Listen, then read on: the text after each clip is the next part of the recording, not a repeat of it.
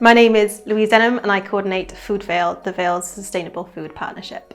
Throughout the COVID-19 pandemic, people have really been focusing on their health, on their nutrition, but also on the resilience of their communities and local businesses.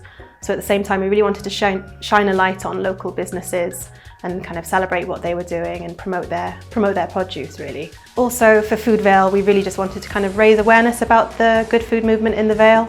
So engaging with people across the Vale of Glamorgan so that they knew what we were about and what we could do to help them, really.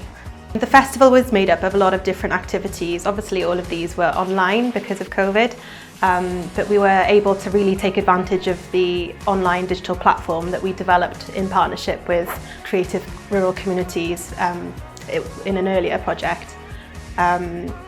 And we had activities such as kind of online virtual cook-alongs with Cooking Together Wales. We had some really nice videos put together that were kind of exploring Food Vale's 3 key charter aims. We had lots of social media content going out and news items and opportunities for people to kind of get involved online. And that was really important for us to build our online audience, which is something that we're going to really value going forward now as more events are delivered online anyway. So we were really grateful to receive match funding from creative rural communities. It's thanks to them that we were able to kind of make the most out of this event and kind of squeeze all of the learning out of it that we possibly can.